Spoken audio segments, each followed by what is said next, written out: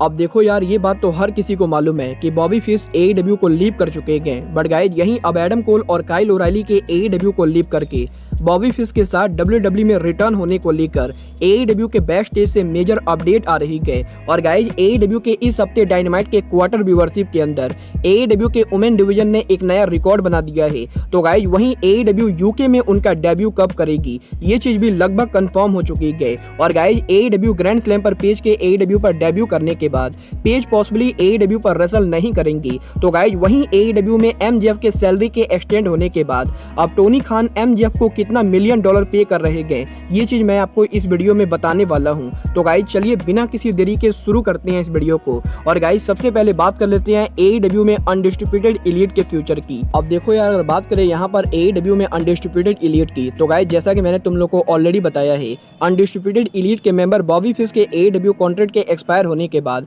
Tony Khan ने Bobby fish को दोबारा साइन नहीं किया है। और गाइज यहाँ पर बॉबी फिश AEW को लीव कर चुके हैं, बट गाइज यहीं अब एडम कोल और काइल ओराइली के AEW से लीव करने को लेकर और बॉबी फिश के एडम कोल और काइल ओराइली के भड़काने को लेकर AEW के बैक स्टेज पर बहुत ही बड़ा खुलासा हो चुका है। जहां पर इस हफ्ते AEW के बैक स्टेज से ये खबर आ रही है कि बॉबी फिश के AEW कंपनी को लीव करने से पहले जब बॉबी फिश को ये पता चला था कि WWE में ट्रिपल एच को हेड ऑफ क्रिएटिव बनाया गया है, तो गाइज यहाँ पर बॉबी फिश ने उसी समय सोच लिया था कि बॉबी फिश AEW कंपनी को लीव करेंगे। और गाइज यहाँ पर बॉबी फिश के प्लान के हिसाब से बॉबी फिश AEW को लीव करके WWE पर वापस जाने वाले गए। बट गाइज यहाँ पर बॉबी फिश WWE में अकेले न जाके बल्कि एडम कोल और काइल ओराइली को साथ ले जाना चाहते गए। और गाइज यहाँ पर AEW के बैक स्टेज से ये खबर आ रही है कि बॉबी फिश के AEW कंपनी को लीव करने के बाद बॉबी फिश ने एडम कोल और काइल ओराइली को AEW से उनका रिलीज मांगने के लिए कहा है। और गाइज यहाँ पर बॉबी फिश ने एडम कोल और काइल ओराइली को AEW को लीव करके WWE में रिटर्न होने के लिए कहा है।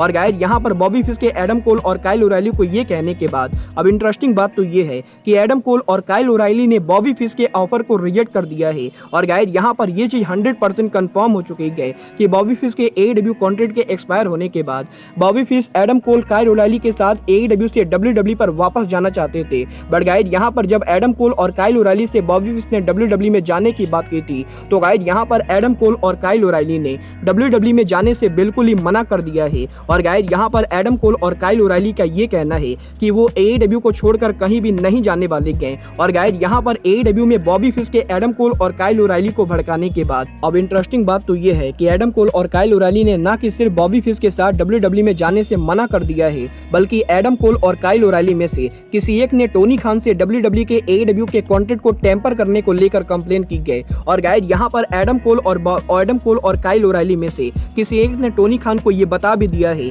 कि बॉबी फिश एडम कोल और काइल ओराइली को WWE में वापस ले जाना चाहते हैं। वेल गाइज देखना बहुत ही दिलचस्प होने वाला है कि एडम कोल और काइल ओराइली के WWE में वापस जाने के आइडिया को रिजेक्ट करने के बाद अब बॉबी फिश WWE में अकेले जाते हैं या नहीं। बट गाइज जहां तक बात रही बॉबी फिश की, तो गाइज यहाँ पर मुझे तो बिल्कुल भी नहीं लगता है कि अगर बॉबी फिश WWE में रिटर्न भी होते गए तो गाइज बॉबी फिश कभी भी WWE के वर्ल्ड चैंपियन बनेंगे। और गाइज अगर बॉबी फिश कहीं से भी मेन रोस्टर पर पहुंच जाते गए तो guys definitely Bobby fish WWE के अंदर रोमन रेंस के सामने एक और जॉबर बनने वाले गए। बट गाइज और बात करें यहाँ पर AEW की, तो गाइज यहीं इस हफ्ते AEW के UK में डेब्यू को लेकर रेसलिंग ऑब्जर्वर डेव मेल्जर ने बहुत ही बड़ी किया है कि AEW अगले साल UK में उनका डेब्यू करने वाली है। और गाइज यहाँ पर पॉसिबली जुलाई 2023 के अंदर AEW UK में उनका क्रावेन कॉटेज शो करेगी। और गाइज यहाँ पर लंदन में क्रावेन कॉटेज स्टेडियम के अंदर AEW जुलाई 2023 पर डेब्यू करेगी। वेल गाइज बहुत ही दिलचस्प होगा कि AEW UK में क्रावेन कॉटेज को सोल्ड आउट कर पाती है या नहीं। बड़गार बात करें यहाँ पर AEW की, तो गाइज यहीं इस हफ्ते AEW के ग्रैंड स्लैम के ऊपर WWE की फॉर्मर सुपरस्टार पेज AKA सराया के AEW में डेब्यू करने के बाद अब यहीं सराया के AEW में कम्पीट करने को लेकर रेसलिंग ऑब्जर्वर ने बहुत ही बड़ा दावा कर दिया है। जहां पर रेसलिंग ऑब्जर्वर ने ये कहा है कि सराया अभी भी AEW में कम्पीट करने के लिए मेडिकल तौर पर क्लियर नहीं गए। और गाइज इसीलिए AEW के ग्रैंड स्लैम के ऊपर जब सराया ने AEW पर उनका डेब्यू किया था, तो गाइज वहां पर वो AEW के किसी भी फीमेल रेसलर के साथ किसी भी तरीके के ब्रॉल के अंदर शामिल नहीं हुई थी। और गाइज यहाँ पर रेसलिंग ऑब्जर्वर का ये कहना है कि पेज AEW के अंदर अभी लड़ने के लिए मेडिकल क्लियर नहीं गए। बट गाइज यहीं अब रेसलिंग ऑब्जर्वर के इस रूमर के बाद पेज ने खुद ये रिवील कर दिया है कि सोशल मीडिया पर पेज के AEW में कम्पीट ना करने को लेकर रेसलिंग ऑब्जर्वर जो दावा कर रहे गए वो दावा पूरी तरह से गलत और बेकार है। और गाइज यहाँ पर पेज ने सोशल मीडिया पर ट्वीट करके ये कंफर्म किया है कि पेज के AEW में इन रिंग करियर को लेकर सोशल मीडिया पर जो भी रूमर चल रही गए वो पूरी तरह से बेकार है। और गाइज यहाँ पर इस हफ्ते AEW के डायनामाइट शो के ऊपर पेज AEW के फैंस को ये बताने वाली गए कि AEW में उनका फ्यूचर क्या होगा। और गाइज यहाँ पर पेज के इस ट्वीट के बाद अब टोनी खान ने भी पेज के इस ट्वीट को रीट्वीट कर दिया है। और गाइज यहाँ पर टोनी खान और पेज दोनों ये क्लियर कर रहे गए कि पेज AEW में कम्पीट करने के लिए मेडिकल तौर पर क्लियर है।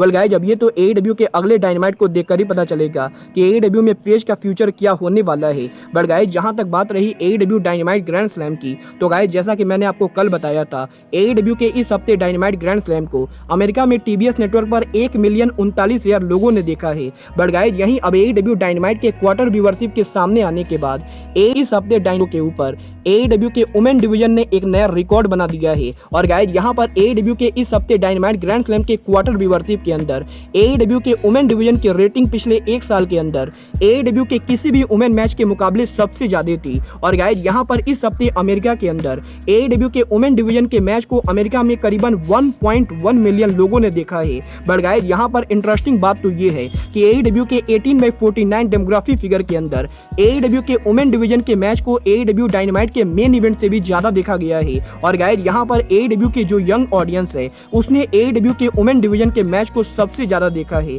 वेल गाइज यहाँ पर अगर AEW के यंग ऑडियंस ठरकी हो चुकी है तो गाइज यहाँ पर डेफिनेटली पेज के AEW में आने के बाद अब ठरकी ऑडियंस को और भी ज्यादा कंटेंट मिलने वाला है। और गाइज डेफिनेटली अगर AEW के ठरकी ऑडियंस AEW के वुमेन डिवीजन को देखना चाहती है तो गाइज यहाँ पर पेज के AEW में डेब्यू करने के बाद अब AEW के ठरकी ऑडियंस AEW के वुमेन डिवीजन के व्यूअरशिप को बूस्ट करने वाले हैं। वेल गाइज ये तो बात हुई AEW के वुमेन डिवीजन की। बट गाइज चलिए अब आगे बढ़ते हैं और बात करते हैं AEW के hottest superstar MJF Maxwell Jacob Friedman की। वेल गाइस बात करें यहाँ पर MJF की तो गाइस जैसा कि आप सभी को मालूम है AEW ऑल आउट पर MJF के AEW में रिटर्न होने से पहले टोनी खान और MJF के बीच में AEW में MJF के सैलरी के एक्सटेंड करने को लेकर एक सीक्रेट मीटिंग हुई थी। और गाइस यहाँ पर इस मीटिंग के अंदर टोनी खान ने MJF के करंट कॉन्ट्रैक्ट के अंदर MJF के सैलरी को रेज कर दिया है। बट गाइस यहाँ पर टोनी खान ने MJF के सैलरी को कितना रेज किया है ये चीज अब फाइनली रिवील हो चुकी है। वेल गाइस बात करें यहाँ पर MJF के सैलरी की तो गाइस सबसे पहले तो मैं आपको ये बता देना चाहूंगा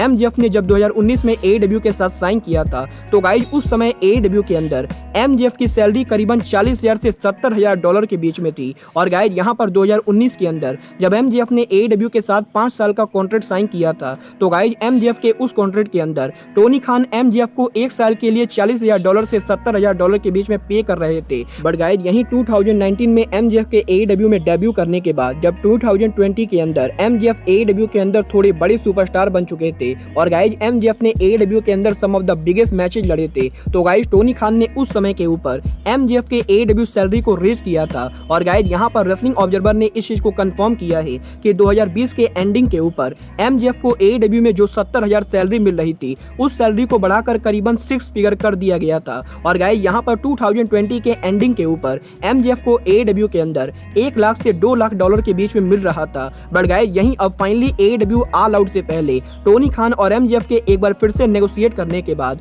अब टोनी खान ने MJF के सैलरी को करीबन 10 गुना ज्यादा बढ़ा दिया है। और गाइस यहाँ पर डेव मेल्जर ने ये कंफर्म किया है कि टोनी खान और MJF के रिसेंट मीटिंग के बाद अब AEW के अंदर MJF को AEW के सम ऑफ द बिगेस्ट रेसलर के बराबर सैलरी मिल रही है। और गाइस यहाँ पर AEW के अंदर टोनी खान MJF को इस समय 1 साल के लिए $1 मिलियन से भी ज्यादा पे कर रहे गए। और गाइस यहाँ पर AEW के अंदर CM पंक, ब्रायन डेनियल्सन और केनी ओमेगा जैसे बड़े रेसलर जो AEW के अंदर 1 से 2 मिलियन तक की सैलरी लेते गए अब MJF भी उन रेसलर्स के लिस्ट में शामिल हो चुके गए। और गाइस यहाँ पर AEW के अंदर MJF को इस समय $1 मिलियन से भी ज्यादा की सैलरी मिल रही है। वेल गाइस वैसे तो मैं पर्सनली MJF का कोई बड़ा फैन नहीं हूँ क्योंकि गाइस यहाँ पर मुझे पर्सनली ओकाडा और ओमेगा जैसे रेसलर पसंद है जो कि बढ़िया क्वालिटी के मैचेस देते गए, ना कि MJF जैसे रेसलर जो कि AEW में सिर्फ प्रोमो कट कर सकते हैं। गाइस यहाँ पर ये बात तो अब मैं भी मानूंगा कि मात्र 3 सालों के अंदर एमजेएफ के सैलरी का 40,000 से बढ़ के 1 मिलियन से ऊपर जाना एमजेएफ के करियर को काफी बेटर करता है। और गाइज यहाँ पर इस सैलरी के रेज होने के बाद अब ये बात तो मैं भी मानता हूँ कि आने वाले टाइम में एमजेएफ $5 मिलियन से भी ऊपर जाने वाले गए। और गाइज एमजेएफ वो रेसलर होने वाला है जो आने में फ्यूचर में रेसलिंग इंडस्ट्री को रूल करेगा। वेल गाइज, आप लोग एमजेएफ की सैलरी को एक्सटेंड देखकर खुश हो या नहीं, आप लोग मुझे कमेंट करके बताइए। बट गाइज अब आज के इस वीडियो में बस इतना ही। मैं मिलता हूँ आपसे अपने अगले वीडियो में। बट गाइज तब तक के लिए goodbye, good night and bang.